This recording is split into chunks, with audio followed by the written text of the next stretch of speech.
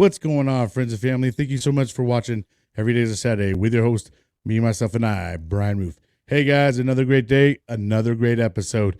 I'm excited for my next guest. I met him on, coincidentally, I met him on a local guy who podcasts around here. He had multiple guests on, and it was myself and Dr. Harley. And that's how I met him, and that's kind of how I got to know him.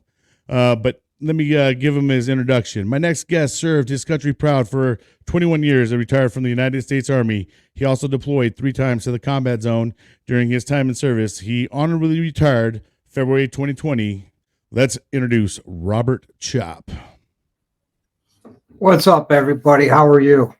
What's going on, brother? Thank you so much for joining. I appreciate another day, you another coming dollar. I'm honored to be on your show. Hey, man, I'm honored to have you on. And so we would like to get to know a little bit about Dr. Harley. Let's tell us about, why you joined the Army. Tell us about your career in the Army and how you like the Army. And, tell us a little bit about, whatever you want to tell us about the Army. All right. I joined the Army because all through high school, I was going through in and out of jobs and starting to run out of options of places I've worked that were hiring. So I said, you know what? I'm going to join the Army. I'm going to see what they could do. I looked at all the branches. At first I looked at the Navy, and back in 1988, there were no women aboard ship. And the guy's telling me, it's great. You go out to sea for months. You go to a port. You're on board a ship. You could be on a carrier with 5,000 men. I said, really? Out of 5,000 men, how many women are aboard ship? He goes, oh, none at all. Women aren't allowed aboard ship. I says, sorry, man, that don't float my boat. So I just walked out. I looked at the Air Force, and they're like, yeah, well, I'm too busy right now. I'll come back in a month. I was like, yeah, whatever. And I talked to the Marine Corps, and I was really gung-ho about the Marine Corps. That's right around the time Clint Eastwood's movie came out, Heartbreak Ridge. Yeah. Great movie. I was all about, want to go Marine, be force recon and all that. And I just felt like they were just jerking me around. And I was asking what kind of jobs I could get. Can I go force recon? Can I do this? Can I do that? And they're like, you can do anything, man, but you get your jobs assigned when you graduate. Poop. Like, all right, no guarantees, no nothing. I walked into the Army recruiter, sat down with them. He's like, first we got to get you through the ASVAB. Took the ASVAB. Went to MEPS. They showed me a laser disc of an Apache helicopter with the mechanics do on it and the crew chiefs. And I studied automotive in high school, and I was like, oh, right on. This is right up my alley, man. Going from working on cars to helicopters? Hell yeah, let's do this.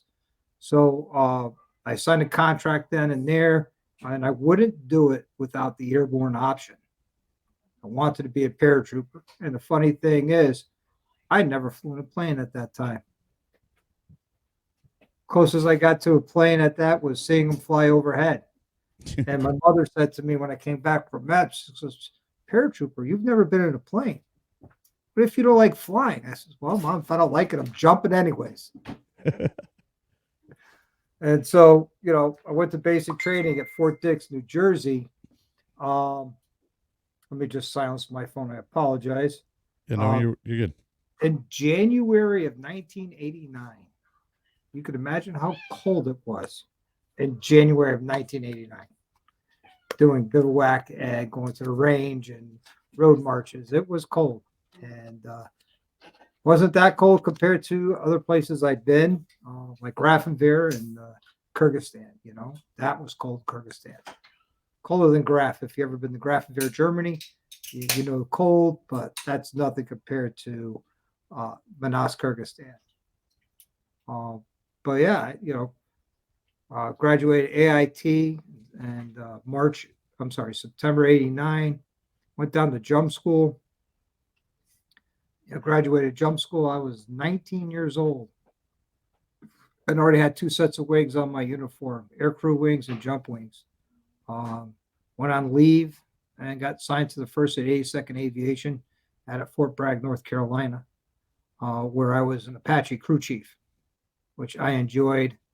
With Reforger in Germany, which is a field maneuver out in Grafenwehr, fall into wintertime, and they get a lot of snow in Graf, a lot of snow. And when they call snow and they give a number, it's not inches, it's feet. Dang. Um, Yeah, that's or it's crazy. meters, as they put it. You know, Yeah, yeah. 1 to 3 meters of snow. Wow. That's a lot of snow. Um, and then after that, I went down to Fort Hood, Texas with 6.6 Air Cav. I was like, well, I'm going to be in a leg unit. At least it's a Cav unit, you know. I have 35 jumps to my credit with the 82nd. I've always wanted to get my German jump wings, never had the opportunity. And remember that going forward here. Okay. Uh, so I was down 6.6 Air Cav, and I had a great time down in Fort Hood. I was personally involved in the Waco massacre with David Koresh. I don't know if you remember that. Yeah. Oh, yeah. Yeah, definitely do. Uh, That was personally involved. big news back then. Yep, that was a horrific thing. I was personally involved with that. Wow. Uh, I was used to have breakfast at Louis Cafeteria in Colleen, and that one morning I was running late, so I skipped breakfast. And that was the day that the largest mass murder took place in the country. And you know, it was tough for a 19-year-old to deal with that, or actually 23-year-old to deal with that in Fort Hood. You know, that could have been me, and I could have been killed or wounded or whatever. It was the largest mass murder in the country at the time. And then I got divorced at Fort Hood. And, my ETS date was coming up, and I was trying to get back to Fort Bragg. And it says, no, you're staying at Fort Hood. I'm like, I don't want to stay here, man. Too many bad things. I want to move on. I want to go back to Fort Hood. And they're like, no, you're staying at Fort Hood. I said, what about Fort Campbell? Like, no, you can't go to Fort Campbell. You're staying at Fort Hood. I said, okay, how about Korea? Can I go to Korea? I was willing to go anywhere in the world other than Fort Hood, Texas. I would have even taken Fort Drum, New York, which is, if you're a Star Wars fan, it's Hoth. Okay, it's horrible. Yeah, I've heard. I've always heard bad things about Fort Hood. Yeah, I think it's they've the changed largest some of the names military of these installation places now, but yeah, it's the largest military installation in the free world at the time, as far as mass goes, as far as land mass goes. It hardly rains at that part of Texas, so you can go out and plant things on a weekend and not have to worry about a rain date. That's the good thing about it. But when you have three bad things happen in your life within a short period of time, going to the Waco massacre, to the Colleen Louis Cafeteria massacre, and then you get divorced from your first wife because she was, Juicy Miss Lucy, a little whore, to put it out there straight. yeah. And I sat there and says, fine, I'll just ETS. I won't stay in. And this was during the Clinton years. And Clinton was trying to draw down our military and weaken our country at that time. So there really was no negotiations to, say, hey, I want to go here, I want to go there, and give me a bonus. And it was like, either you stay or you're out. No ifs, ands, and buts. So I got out, and I worked as a mechanic, and I had a great time as a civilian. But I missed my time in the military. Like, there were guys I went to basic training with, AIT, Germany, jump school.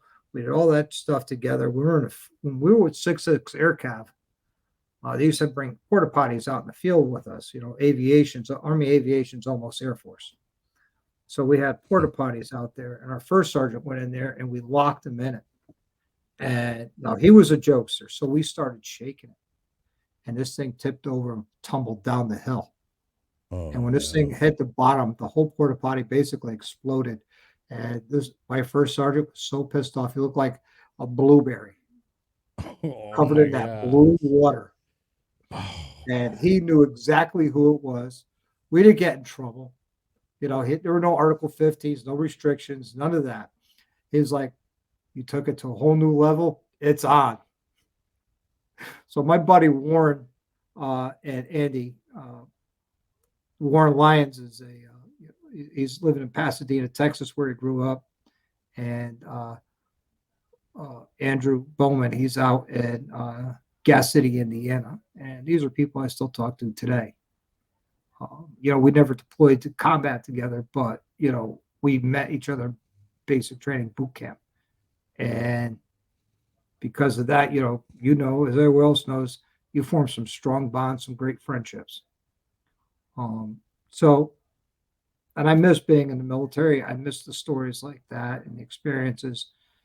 So I decided to join the Connecticut Army National Guard because I had a pretty good job. I'm still at that same job now.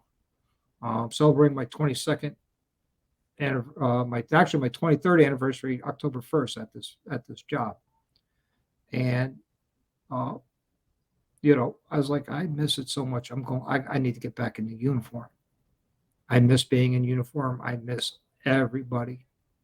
I miss everything we did. I miss the adventures. I miss the travel. And I'm like, National Guard, I could be in uniform, still play with helicopters, and create some new bonds and some new friendships and new brother and sisterhood. So I joined the Connecticut Army National Guard in 2006, right in June. And Connecticut doesn't have Apache helicopters. What they do have are Blackhawks and Chinooks. And so when I went up to MEPS again, I didn't have to take the ASVAB again. I just had to go to MEPS. I went to MEPS, and I ended up picking the Chinook helicopter because they have heat inside of them, where the Blackhawk doesn't. So, and I like being warm. I don't like being cold. So I went to a transition school down at Fort Indiantown Gap, Pennsylvania, which was a great time. And I became a Chinook mechanic, and I did that for a couple of years. And then I got picked up by the flight company. I proved myself as a mechanic, maintenance guy on the helicopter. A flight crew liked me. A flight company loved me. So I got picked up to be flight crew. So here I am, back off to Fort Indiantown Gap, Pennsylvania for the flight engineer school, which is misleading because when you graduate, you're not a flight engineer, you're a crew chief, an RL3, which is readiness level 3, which means you could fly during the day as long as you had a flight instructor with you for crew chiefs. So that's cool. Yeah. So I was down there, and let me tell you, it was not an easy school. Every exam was closed book. Some exams you had to score 80 or higher. There were quite a few exams you had to score 100 or higher. And some of the questions were emergency procedures. And if you spelled out all the emergency procedures correctly and you didn't underline the underlined step, it was wrong. So it was very attention to detail. And being with the 82nd and a paratrooper really helped me at a young age learn how to pay attention to detail. So I started I was a shortfall for the school, and I started 3 days late. So I was not allowed to stay 3 days longer. I still graduated at a time with everybody else. I just had to catch up on these 3 days. My first day, before the end of the day, there was an exam that I had to score 80 or higher on. So during the breaks and lunch breaks, the instructors were with me in the classroom getting me caught up.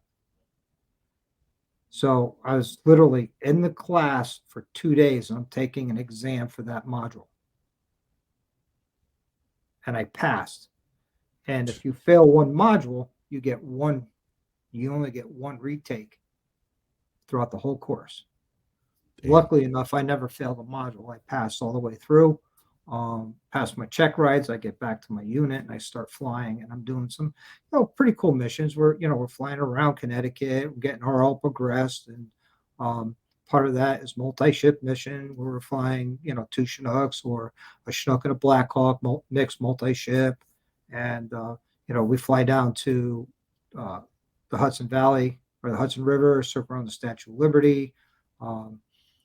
getting the RL progression, and then move into as you progress in RL2, then you start flying night vision goggles. There's a whole uh, class of work that goes with that. There's prerequisites you have to do, um, like you see in like what was that?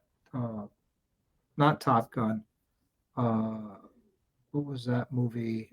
Denzel Washington was a drill instructor doing the cadets going to flight school.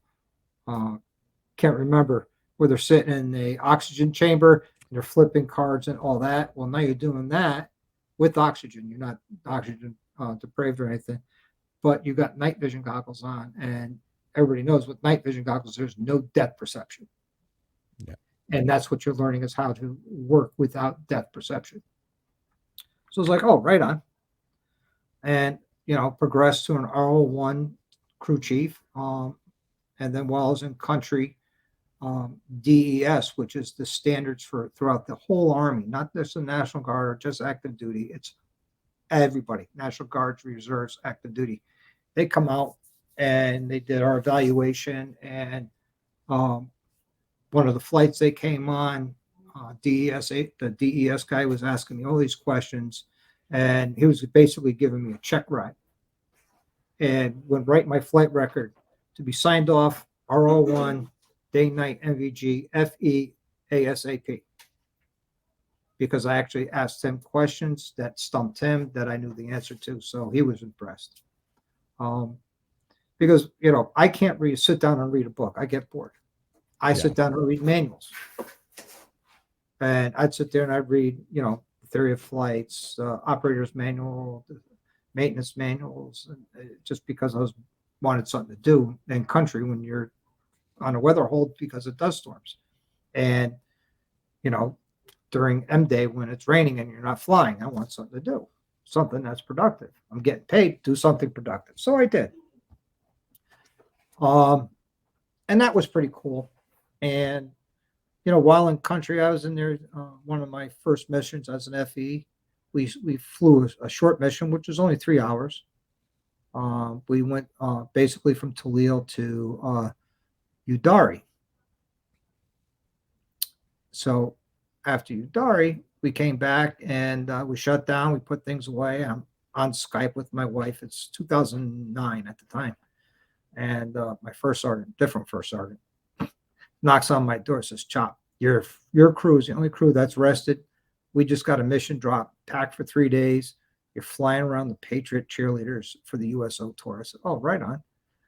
When? He goes, "Now." I'm like, "Oh, honey, I got to go." She goes, "What?" I said, "Mission drop, something about NFL cheerleaders, 3 days. I'll call you when it's over." She goes, "Leave it to you to find beautiful women in the middle of the desert."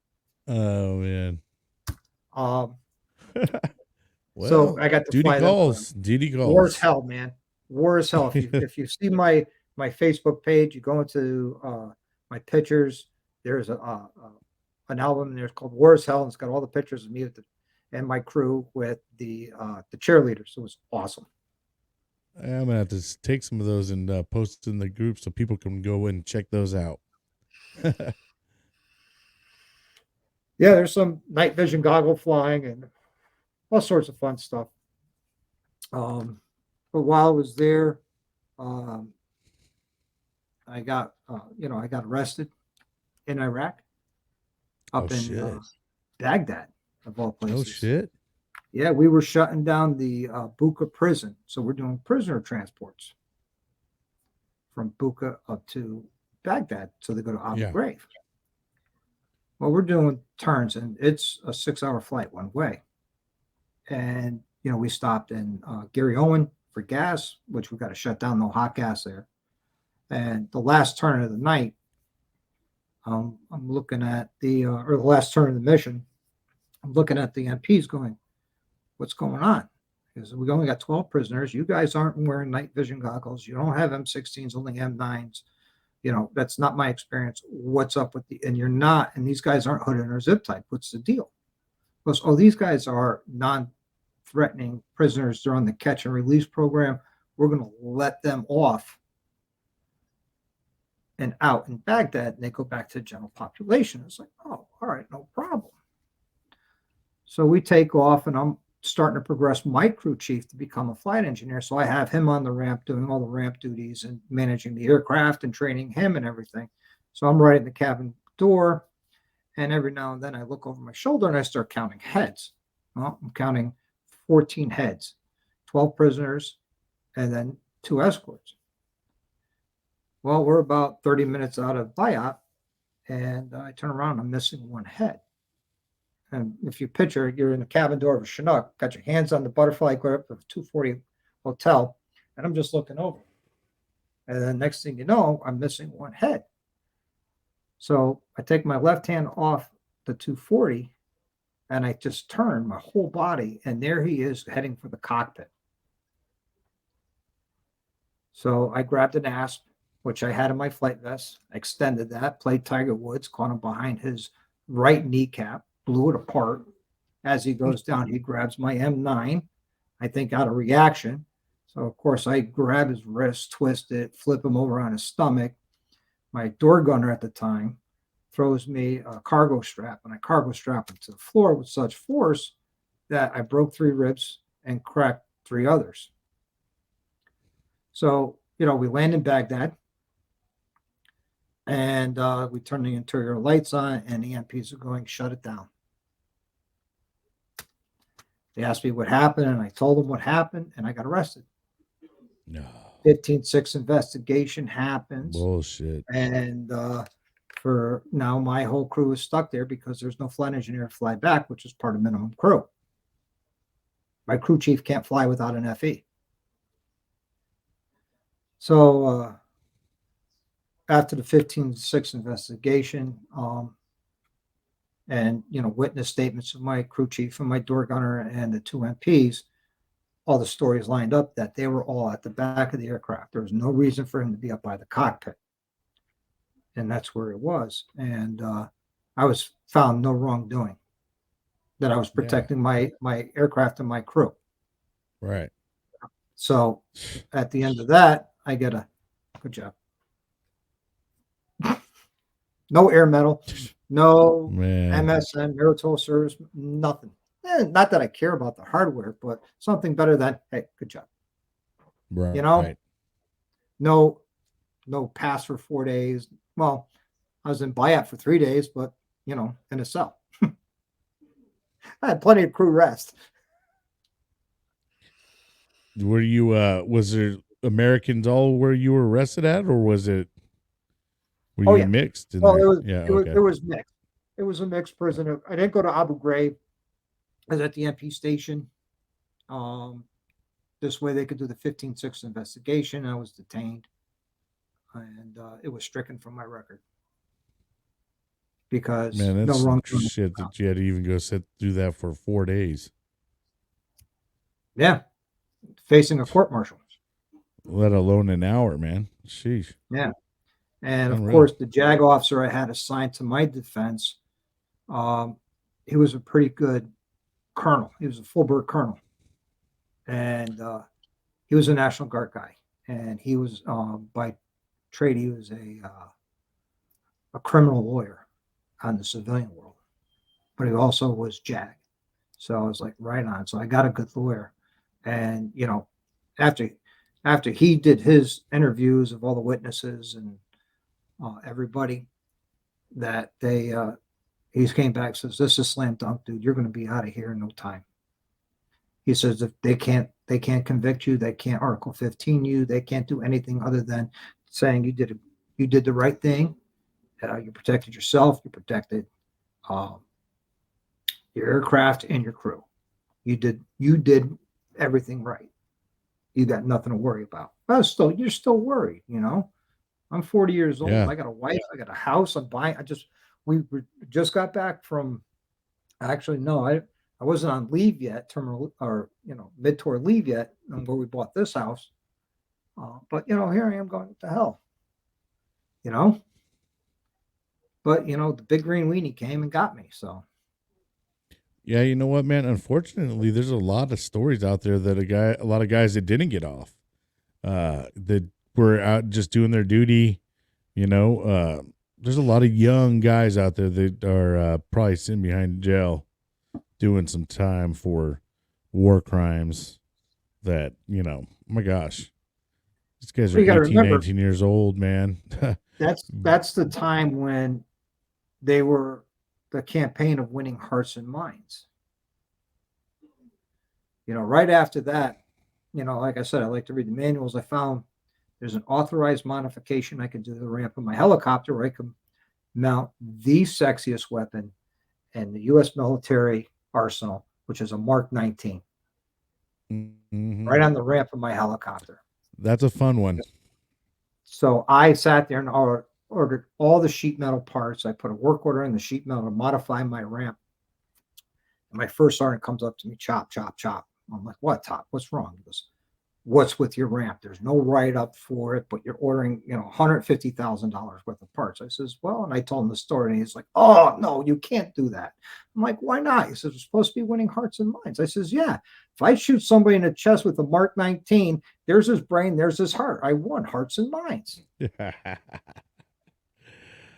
that got if you shot. even find that shit, Mark 19, man, hit someone with that son bitch, might not even find him anywhere. Nope. Like, you know what? There's we no had one record. There's no record of him anymore. We had one in the weapons connoisseur. The whole deployment never came out. And I'm like, damn, we could use that. There's an authorized modification from Boeing and the United States Army that I could do in my ramp, put a Mark 19 on. Well, gotta take advantage. Yep. And then I go on my mid-tour leave. I came back, and we were leaving country in January, and I went on mid-tour leave in September. And January, we're about ready to head out, and the unit we moved out of our housing units, which Army Aviation, we get 2-bedroom, 2-men choose. So it's me and a roommate. And so we move into transient housing, which are cots. Well, the unit never showed up because they never got certified by Big Army. And Big Army, in infinite wisdom, didn't have another unit sitting to replace us. So we ended up doing another 6 months in tour until they could spool a unit up to send it to replace us. So our 12-month orders went to 18 months. And we lived in transient housing for 6 months, flying missions, which was horrible. And, come back from that deployment, it was now mid-2010, like June 2010, we get back, and our unit is we're getting brand new helicopters. And we're talking brand new, right from Boeing, 0 hours on it. And I'm like, oh, this is awesome. But it's not, because what does that mean? If they're giving the National Guard, the Connecticut Army National Guard, 6 brand new $18 million helicopters, we're getting redeployed soon. And sure enough, go test them out. Yep. Sure enough, as soon as we were all up and running and everything is, the Delta models are out, the F models are in, and everybody's 100% copacetic, our orders drop. Boom. September 2012, I'm back at Fort Hood at Moe Station as a flight engineer and back at the hood. Yep. As a maintenance platoon sergeant. So I'm sitting there going, oh, sucks. Not only do I got to fly, now I got to run a maintenance team, 50 guys. And my company, when we deploy, half our company is in Connecticut. The other half of the company for Connecticut is Pennsylvania. So we get together when we deploy as one company. It's 12 helicopters. And now my company's getting broken up in Afghanistan. Some guys are up in Bagram and Salerno. I'm down in Tarrant Cout.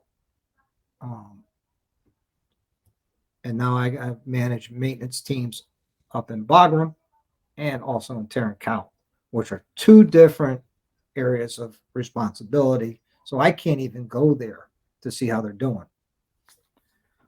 And but I talk to them on the SIPR phone and get my updates so I can report to hire how things are going. I had my which called I put somebody in charge of maintenance up there, and he and I worked well, and it worked out well. And while we're there, we were in Tarrant County. We were direct support for the Australian and American Special Forces. So we only flew when they had missions, or we did ring routes, a small little ring route on non-mission days. And so one of the non-mission days we weren't flying, I was talking to the Australian commanders and their special forces commanders and stuff, saying, "Hey, I got 25 guys down here that work on keeping these helicopters flying. As you would say, sir, our birds don't fly, your guys die, and our birds flew every time you asked them. Is there any way I could get my guys to come to your range and shoot your weapons?" And he's like, "Oh, absolutely." So I sent all my guys to go play with the Australian weapons, and they had a blast. Meanwhile, I'm at production control meetings, quality control meetings, leadership meetings. They're off having a great time. They didn't have to clean the weapons when they were done. And they shot everything from small arms to bunker busters and light anti-tank. I was like, "You sons of bitches." Man, they had a good time.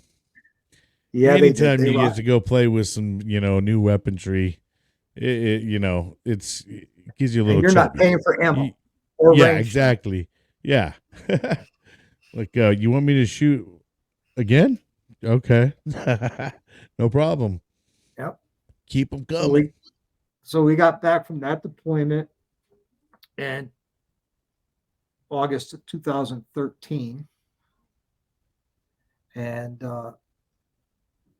kicking back, relaxing. My promotion orders come up, and I get promoted, and then I get sent to the TASM G, which is the 1109th. It's an AVCRAD unit, and it's a step up from depot maintenance.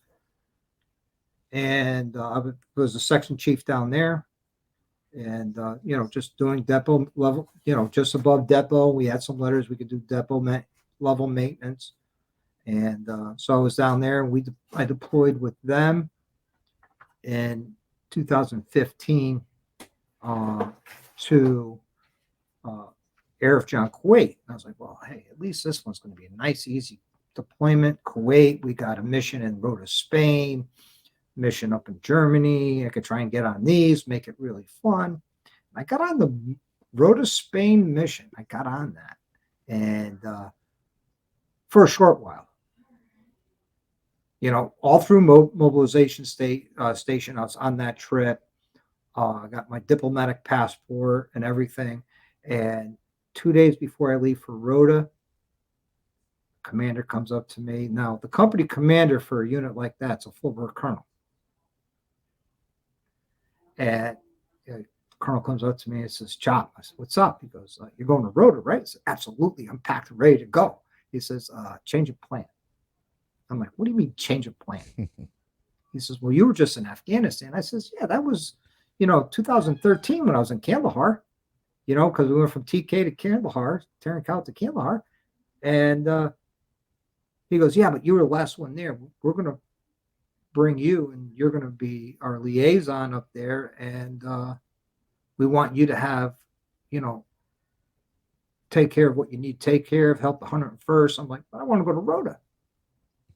I just came back from that country. I don't want to go back there. I want to go to Rota, Spain, with the white beaches, the crystal clear water, where I wear civilian clothes all day and uniforms for regular business hours." He's like, "Nope, you're going to Afghanistan."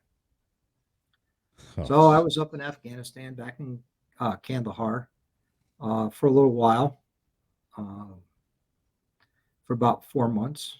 And then I came back, and they says, "Hey, the California National Guard, the 640th ASB, Aviation Support Battalion, they're looking for," they didn't bring a phase team leader, "and they need somebody. And you're really good at phases and, keeping things on budget and time maintenance." I'm like, "Okay." Because, "Are you willing to go?" "It's up at Camp Buring." And I'm like, "Oh, God, Camp Buring. How long?" "It's a few months." "All right, I'll go. It's better than sitting around here doing nothing." So I went to Camp Buring. And I was like, yeah, right on, and I took over and I ran their maintenance and, got their phases on track and trained up their NCOs to learn how to run a phase and keep things in budget. And the last two phases, I was just there for moral support. I let them run their own phases and they were doing a good job. They just weren't trained properly. Um, And then when I came back, I was like, cool, back down here in Kuwait and Camp Arif John, they got the pool, wear civilian clothes, and I'm sitting there and I'm relaxing. And they're like, hey, Chop, guess what? And I'm like, what? I said, if it's anything other than I'm going home early, I don't want to hear about it. He's like, well, you're not staying here. I'm like, well, I want to hear about it. He goes, we need you to go to Bagram for 2 months. I'm like, but we're leaving in a month and a half.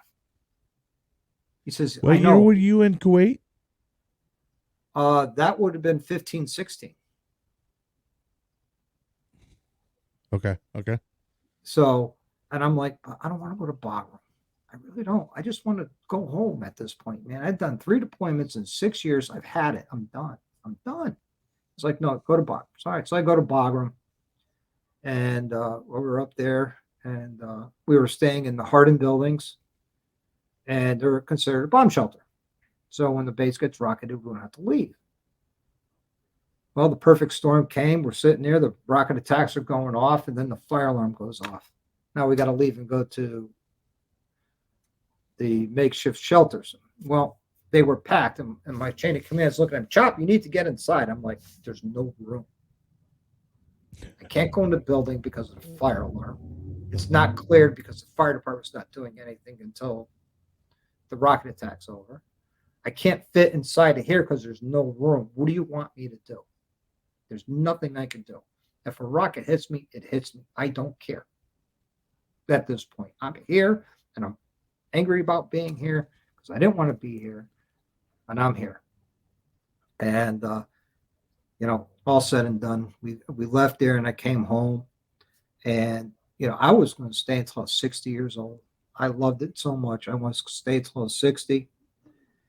And we get home. It was September, and my first roll back was January.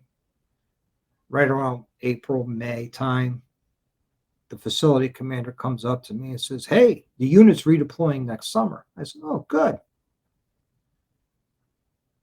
He goes, you're on the list. I'm like, no, take me off that list. I need some downtime. I need some home life and job stabilization. He's like, no, you're going. I says, look, you got plenty other E6s and E7s around here who haven't deployed. Let them get the experience. They're like, well, we don't want to lose them because they work here full time and we don't want to lose the people. So we're deploying all of our M-Day, our weekend soldiers. I'm like, that's just wrong, man. That's not happening. I was like, well, I'm not going. He's like, well, here's your choice. You can deploy or retire. I said, okay, I'll retire. Bada bing, bada boom. Paper, huh? Yep. And by the time I retired, the unit deployed and came back. And the guy I said go went. That they didn't want to send because he's a full-time employee there on the floor. It's a shame, huh? Disgusting. But it is what it is. It forced me into retirement, which actually I was at the point I was ready to retire. I was done. The whole military and its the whole way things are being done, and the sensitivity training, the transgender training, all that. I was like, I'm done. I just, this is the U.S. Army, not the Salvation Army. I'm done. So it came at the right time. Yeah.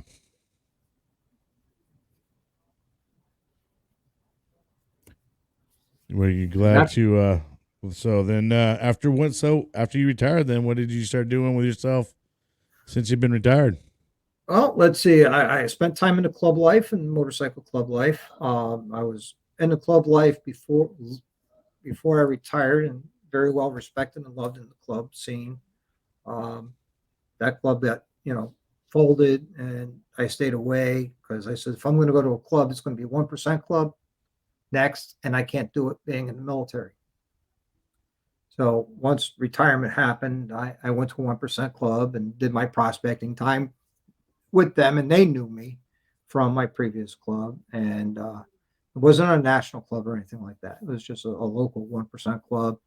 And, I joke around. I tell everybody, look, just because someone's an outlaw doesn't make them a criminal.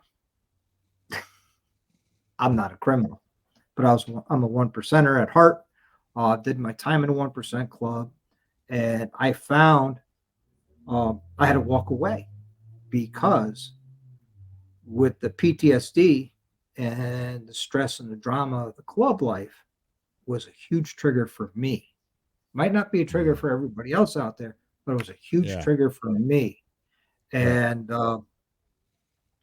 I talked to my brothers. I went to church and told them exactly what was going on. I told them what I was feeling, and they respected and loved me to the point where they understood, and they says, okay, if that's what you really want to do, if you think that'll help you get better mentally, we support you 100%. You're always welcome to come hang out. You're always welcome on rides and all that. And I do. I go to the clubhouse once in a blue moon and I hang out, and then and that's it. So, and then I said, you know what? I watch a lot of YouTube channels, and some of the ones I watch stopped doing YouTube, like John Maxwell. And I says, you know what? I could do that. Let me try that. So I started my YouTube channel, and basically similar to what John Maxwell did, a lot of how-tos, rallies, bike nights, interviews, everything I could get my hands on as far as Harley Davidson related. And I believe it or not, it has been the best therapy for me, besides writing, for my PTSD. It gives me something to focus on, whether it's recording, whether it's editing and uploading and interacting with the subscribers, whether through comments or emails or chat rooms or things like that. Because the guys I normally hang out with on YouTube, we've developed this own little community, which is pretty awesome. And we help each other out. We support each other. We break each other's stones. But we have a good time, and we take care of each other and help each other out. One of the things I'm doing is I believe I mentioned it to you on that other live briefly, is one of the things I always like to do is give back to my communities. Well, I have two communities. I have my veteran community, which I believe in, I support 100%. And I have my motorcycle community. And here in Bridgeport, Connecticut, there's an organization called Homes for the Brave. And what they do is they take homeless veterans off the street, out of prison, and give them a place to live, get them some clean clothes. They feed them. They give them a roof over the head to help them write their resumes, translate their military experience into civilian words. So, they're not filling out the resume. I was third squad leader for, 1st Infantry Division, first whatever, and, led, day-to-day raids. That's not going to translate well onto a civilian resume. And they sit there and help them translate it that they were the supervisory level. They supervised 6 people on the day-to-day operations, things like that. And once they get a job, they help them work with a budget of saving some money to get an apartment, because the goal is to get them to move out of the Homes for the Brave houses and get them into their own apartment and give them back the pride of being a veteran, the pride that they're clean and sober as a veteran, and the pride of being another useful member of society. So it's a great organization. I support them. I've never been a homeless veteran. I've never been, in jail or anything like that, or addicted to drugs. I was an alcoholic there for a short period, and friends and family helped me with that after my 2009-10 deployment, and they helped me out with that, which was awesome. So I helped them out, and one of the things I decided to do was I'm going to build a custom chopper. And I contacted Vince. I got his last name right here, Centelli. He is the chief executive officer for Homes for the Brave. And I gave him this idea. Hey, this is what I'm looking to do. Are you guys interested? I says we could raise anywhere from $10,000 to $20,000, uh, and use it towards helping the veterans. And Vince and the rest of his team are all on board with the board of directors and everything like that. They gave me all the paperwork needed. So if somebody donated a frame or a motor or something towards this chopper build, if it's valued at $3,000, but they only paid $1,000 for it, they could write off all $3,000 on their taxes as a donation. So I got the EIN. Wow. I have their W-9s, their nonprofit paperwork. And, companies, I'm going to give some shout outs here to Lowbrow Customs. They've made a donation. Deadbeat Customs has made a donation towards this chopper build. I have a painter all lined up. He said he's going to donate his time and materials to paint this bike. And we're building I'm building a 1960s style chopper that we're going to raffle. Outstanding, man. That's I'm donating all my time. And everybody goes, well, what do you have so far? I says, well, I have a dream, a desire, and skill. I have a gas tank now. I have grips. I have headlights and wire. That's it. But I'm not giving up on this dream. I don't care. I would like to get it done by June of next year. The rate it's going very slowly. I've reached out to different manufacturers like V-Twin Manufacturing. Reached out to Paul Jr. Designs. I actually met with Paul Jr. Tuttle, or Paul Tuttle Jr. Met with him on Sunday in New Jersey at his store, and he didn't seem very interested in it, which I'm not surprised. But who knows? I reached out to the Indian Larry's place here in New York, which isn't too far from me. I reached out to Arlen Ness. I reached out to a lot of other builders. Brian Clock from Clockworks. I met Brian in Daytona. He's a chopper guy at heart. He never wanted to be the windshield king for motorcycles, but he ended up being the windshield king, but he's still a chopper guy. So nice. I reached out to him. I've reached out to a lot of companies via email and about a month ago. So now I'm going to start calling and harassing them to say, I want this. I want your help. I sat down with Ted, who owns V-Twin Manufacturing and is the owner of the Motorcyclopedia Museum in Newburgh, New York. It's actually kind of cool. He has the largest private collection of antique Indians in the world, starting in 1901. Wow. Yeah, it's really cool. So, and I got an ally that is helping me work with Ted. Ted is very eccentric. And, they get hit with this stuff all the time, but I'm going armed with paperwork. And so we'll see what happens. If we could raise 20 grand. No. Yeah. If you, I don't think go ask. They go ask, they say no, I go ask again. Yep. And then they say no, and I go ask again. And they say the squeaky wheel gets attention. You don't like our country and thank our veterans for what they did and what they're going through now. You don't want to help and support them. I'm sorry. I'm an asshole like that. Well, hey, you know what? That stuff works. A lot of times, and that's how you get. That's how you get people's attention. Unfortunately.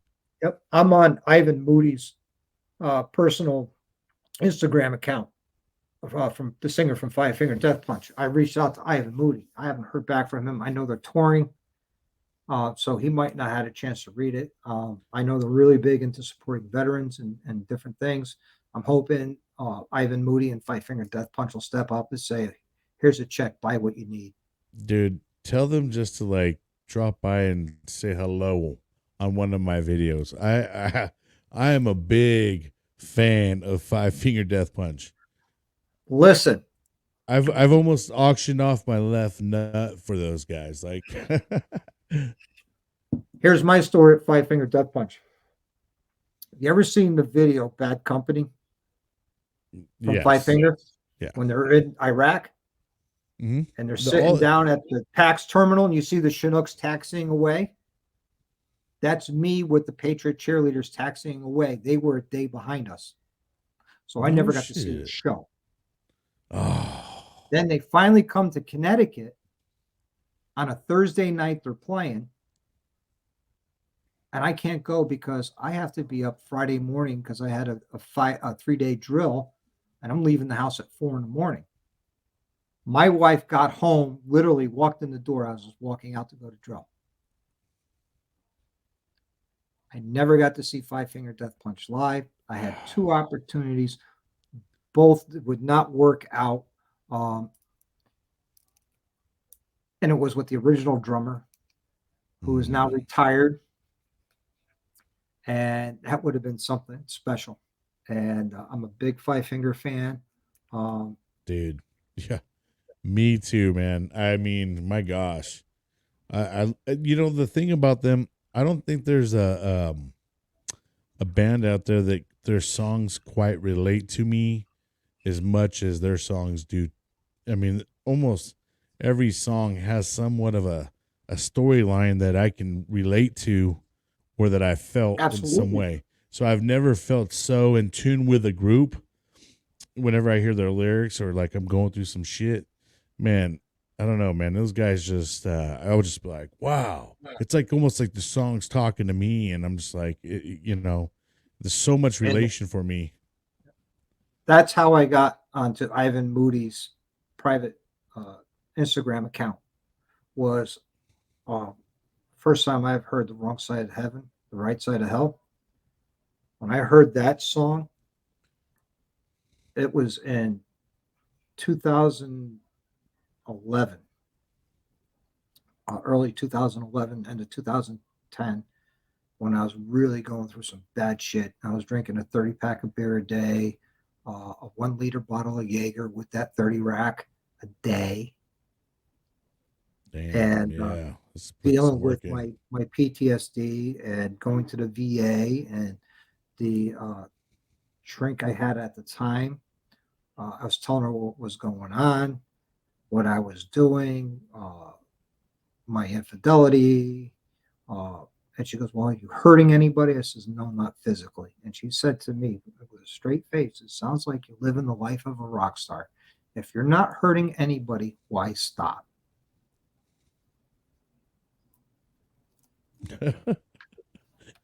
Okay. And she knew how much I was drinking.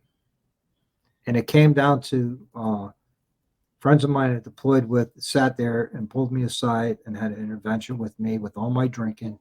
And they says, "Let's look at all the money you spent at the liquor store. In 4 months, I spent 4 grand. I spent $1,000 a month at the liquor store." Yeah. And $1,000 a week or $1,000 a month? $1,000 a month Okay. Jeez. on beer and Jaeger. Damn. So I detoxed myself and I stopped drinking for about 2 years. And now I have 1 or 2 beers, and that's the end of it when I do Yeah. drink. Yeah. And so, I reached out to Ivan Moody and I was telling him how that song really touched me. And, it was a pretty long, well, I reached out to the band on their Facebook page. And next thing I know, I get a message and Instagram, and it's from Ivan Moody directly. And that's how I got on his private Instagram account. All right. Not only, really get the veterans, but they also do care. And I have nothing but love, admiration, respect for them as men, as a band, and as entertainers, but most importantly, as men. Yeah, there's not too many times I go fan crazy over a group. That's one group right there, man, that I would be, like a little girl seeing her favorite band or her Yep. favorite group. But hoping, That's cool, I'm man. hoping that That's once this, really cool that they actually, that he actually was personable enough to reach out. I yeah, mean, that's awesome. yeah, and we're talking 2011. And ever since Wow. then, we've been friends on or follow each other on Instagram. That's great. Lucky. I'm very fortunate with that, Yeah. you know, and, but yeah. And, my YouTube channel has taken me places and I've done great things. I mean, um, within less than 14 months, I gained 1,000 subscribers, which I was floored when that happened. Um, and I got monetized and everything. But with that came, you know, the the build of the chopper for the Homes for the Brave, because now companies can sit there and says, okay, we're going to donate this, and it's going to be built on this channel, and we're going to get that free advertising. So they could write off the advertising cost of the parts, plus I don't know if they could write off the everything else, but I'm reaching out to everybody I can to get this whole bike donated. And there's a local shop I'm going to reach out to in person. I've known the family for years. As a matter of fact, one of the brothers was in the sixth group, special operations group, and he was on my helicopter in Tarankel, Afghanistan. And I was doing insertion extractions with him. I didn't know it at the time until after that deployment, and he and I were talking that we It's were crazy. on both stationed on Tarankel. And when he flew, he told me it was flew Chinooks. I says, well, if you flew Chinooks during that time, you flew in my Chinooks. Sheesh. He's like, no kidding. It's a small That's world, crazy. man. Yeah. And when you get to Especially the in the military, military. very Yeah. small. Yeah, you'd never know. Like sometimes it's funny. I've had guys comment on a video and they'll be like, "Hey, that was my drill instructor." One of the guests that I've had, and it's like that's crazy that they found him just through circling through the videos, and I've never even knew that person either. So that's pretty Yeah. crazy how someone may even come across you and be like, "Hey, oh my gosh, remember that guy?" Yeah. Who knows? All But those years in the military, stationed all those places, you know, who knows? yeah, You you know? never know, man. Small. It is Nope. the military is it's a lot of people, but there's not. When the Yep. grand scheme of thing. The community gets really small, really Right. fast. Yeah. And it's a great community. I love and support it just as much as I do the motorcycle community. And I'm not one of those Harley guys. You don't ride a Harley. I don't care what you ride. You're in the wind, man. Let's ride. You know. Yeah. Um. Just this past weekend, uh, I broke away from my normal tradition, which I'd go to the veteran cemetery and spend time with my friends there who are buried there. I've never buried anybody because of combat. I buried them post combat, whether it was heart attack or mechanical failure of the vehicle, or a couple of them were due to suicide. They lost the battle with their demons, Mm. and that's always hard. And Yeah, that's rough, man. yeah, and this year I did something different.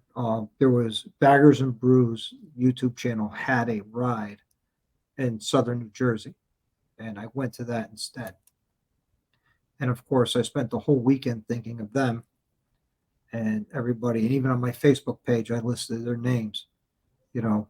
On Memorial Day, this is who I'm thinking of today and every day. Wishing they were still here. And and it was a really good way to spend Memorial Day and the whole weekend because I was around other YouTubers, other veterans, some Marine Corps, bunch of Army, a couple Air Force, couple Navy guys, and it was a good way to spend it because now I'm not focusing on the loss. I'm focusing on the celebration of being here and today, which was to me, Building which I new think was a good, relationships, man. yeah, and I created new relationships with different YouTubers, that I've watched or people I never knew of, because YouTube is so vast. There's so many channels out Yeah. there. Um, Right. like we met, I say we met by via fate, you know, and Yeah, exactly. you know, and you asked me to come on. I felt honored. I said absolutely, you know, and you know that's my story. It's I enjoy wrenching on bikes part time in my garage. It's I call it the after hour shop, uh, or the anti dealership repairs, if you will, because I don't do it to make $1 million. I do it to uh, save people money and to That's make a few awesome. bucks for me to put towards my own personal projects. Like I have Yeah. a 2020 Lowrider S. That's uh, this over winter. I took the 114 cubic inch motor out with 5,500 miles on it. Pulled that motor out and I dropped in a 131 cubic inch motor. But before that went in, I threw a whole bunch of go faster goodies at it. Man, it must be nice to know how to work on that kind of stuff. Oh, I enjoy it because I save all that money in labor, and Yeah. You can build what you hey, want and you build what you like. And I mean, you know what it takes to build it. So that's yeah, awesome. and it's just as therapeutic as riding it for me. Yeah. You know, I took the bike to work today and back, and I came home and I had a guy here waiting. I had to flush out his front and rear brakes and his clutch, this hydraulic clutch. We did a flush on that and had to pull the exhaust off to flush the clutch, but it is what it is. Yeah. So it So how spent long 2 have you hours. been working on these bikes now? Well, I've been working on motorcycles since I was 17 years old. Okay. So he's just And I'm been an 53. I'm not enthusiast. afraid to Yeah. say it. I'm 53. But I've been working on them consistently in my garage for other people for 8 years now. Wow, that's outstanding. Yep. It's great. And, you know, I save a lot of people a lot of money, especially when they sit there and go, well, you know, dealerships wants, you know, $2,300 to put these bars on. I said, well, buy the bars and what you need. And I'll only charge you 400 for labor. I'm like, well, what? And I'm like, yeah. So you tell me I get the whole job done for half of what the dealer wants? I said, absolutely. Because I'm charging you what I feel the job is worth, not what the book says it's worth. Dealership's going to charge you what the book says it's worth. The book says it's a 10-hour job. The dealership's going to charge you 10 hours. Whether the mechanic gets it done in 1 hour or 10 hours, you're getting charged 10 hours of labor. Wow. It's called book time and it's completely legal. And there's nothing nobody can do about it other than go to the dealer alternative, which is your local repair facilities or a guy like me who works part-time in his garage. And, you know, I do what I want to do. If I don't want to do it, I tell them, look, man, I'm sorry. That's Yeah. something I'm not interested in doing. I'd That's rather the be out riding luxury my of it. motorcycle that day. That's the luxury of doing it on your own. Yeah. And, you know, I have two Harleys. I have a CVO Road Glide. It's a 2022. And I got my Lowrider S, which is a 2020. And these are my two forever bikes. I don't plan on getting rid of them anytime soon. I was changing motorcycles like people change light bulbs in their house, you know? Yeah, it's probably one of those things, and then about 5 years later, you'll change your mind again. Well, the Lowrider S, I can't get rid of because I have more No. money into it than the damn thing is worth right now. Yeah. So you're never gonna get what you put into it. No. And Nah. if I sell it now, I would be selling the bike for its value and all the work I put into it without the labor you're getting for free, which is more than the value of the bike. But I got some great content on it on my YouTube channel. You make all this money Yeah, with man. YouTube. Right. Yeah. So is Spend there 14 anything else grand that to you do want to 5 or 6 videos. yeah.